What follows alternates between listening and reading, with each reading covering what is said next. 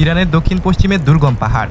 একজন মার্কিন কর্নেল একা আহত এবং শত্রুর এলাকায় লুকিয়ে আছে। ইরানি রেগুলেশন গার্ড তাকে খুঁজছে। স্থানীয় প্রশাসন তার মাথার দাম ঘোষণা করেছে প্রায় $60,000। আর তখনই সিআইএ এমন একটি চাল চাললো যেটা ইতিহাসে বিরল। এই ভিডিওতে আমরা বিশ্লেষণ করব কিভাবে মাত্র 48 ঘন্টায় আমেরিকা তার 2 পাইলটকে শত্রুর মাটি থেকে জীবিত ফিরিয়ে আনলো। তো চলুন আজকে ভিডিও শুরু করা যাক। 2026 সালের 4 এপ্রিল ইরানের দক্ষিণ পশ্চিমে একটি 2 আসনের F-15 স্ট্রাইকার ইগল IRGC'র দাবি করেছে তাদের নতুন বিমান প্রতিরক্ষা ব্যবস্থা দিয়ে এই বিমানটি ধ্বংস করা হয়েছে। এটি গত 20 বছরে প্রথমবার কোনো মার্কিন যুদ্ধবিমান সামরিক যুদ্ধে ভূপাতিত হলো। 2টি আসন, 2 জন ক্রু, পাইলট এবং ওয়েপন সিস্টেম অফিসার বা WSO। পাইলট ইজেক্ট করে নিরাপদে বের হয়ে যান এবং শুক্রবারে তাকে উদ্ধার করা হয়, কিন্তু WSO একজন কর্নেল, সে এখনও নিখোঁজ।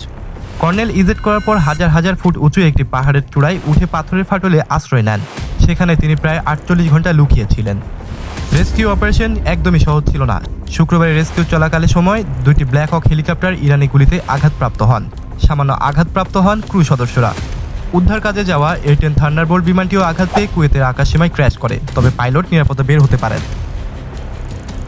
এখানে আসল কাহিনী শুরু হয়। কর্নেলকে খোঁজা সহজ ছিল না। ইরানের IRGC'র দলগুলো সক্রিয়ভাবে তাকে ঘিরে ফেলেছিল। তখন সিআইএ একটি অভূতপূর্ণ ডিসেপশন অপারেশন চালায়।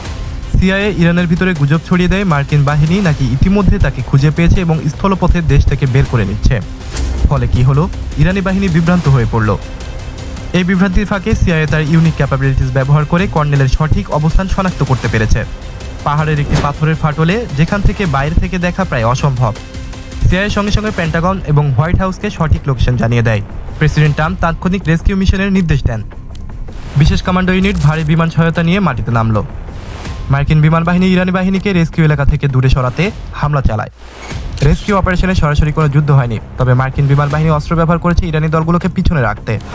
একটি C-130 হারকিউলিস পরিবহন বিমান বালিতে আটকে যায়। সেটি শত্রুর হাতে না পড়ুক সেজন্য ধ্বংস করে দেওয়া হয়েছে। নতুন বিমানে করে সবাই ফিরে আসতে সক্ষম হয়। 5 এপ্রিল রোববার ভোরে ট্রাম্প সোশ্যাল মিডিয়াতে লিখেছেন, উই গট হিম। ট্রাম্প জানিয়েছেন এই যোদ্ধা শত্রুর মাটিতে ইরানের দুর্গম পাহাড়ে ছিলেন। শত্রুরা তাকে ঘিরে ফেলেছিল। প্রতি ঘন্টায় তারা তার কাছে আসছিল। ট্রাম্প দাবি করেছেন এটি সামরিক ইতিহাসে প্রথমবার যে 2 জন মার্কিন পাইলটকে আলাদাভাবে শত্রুর গভীর থেকে জীবিত উদ্ধার করা হয়েছে। এই অপারেশনে কয়েক ডজন বিমান, সিআইএর signal intelligent, ground special force এবং একটি পূর্ণাঙ্গ ডিসেপশন ক্যাম্পেইনিং সবকিছু একসাথে কাজ করেছে। এই ঘটনা থেকে কয়েকটি বিষয় স্পষ্ট হয়ে যায়। প্রথমত, আধুনিক যুদ্ধে ইন্টেলিজেন্ট আর কাইনেটিক ফোর্স আলাদা করা যায় না। সিআইএ ছাড়া এই রেস্কিউ সম্ভব হতো না। দ্বিতীয়ত, ইরানের বায়ু প্রতিরক্ষা ব্যবস্থা এখনও কার্যকর, কারণ F-15E, একটি A-10 এবং 2টি ব্ল্যাক হক হেলিকপ্টার সবই আঘাত পেয়েছে। তৃতীয়ত, ACRE ট্রেনিং কতটা গুরুত্বপূর্ণ সেটা এই কর্নেল প্রমাণ করে দিয়েছে। 48 ঘন্টা একা আহত শত্রুর মাঝে তবুও সে ধরা দেয়নি। এই যুদ্ধ কতদিন চলবে, পরিণতি কি হবে সেটা এখনো অনিশ্চিত, তবে আজকের রেস্কিউ অপারেশনটি সামরিক ইতিহাসের পাতায় জায়গা নেবে এটা নিশ্চিত। এই বিশ্লেষণ ভালো লাগলে লাইক করুন, চ্যানেলটি সাবস্ক্রাইব করুন। পরের ভিডিওতে থাকবো এই যুদ্ধের বৃহত্তম কৌশলগত চিত্র নিয়ে। ততক্ষণ ভালো থাকবেন, সুস্থ থাকবেন। আল্লাহ হাফেজ।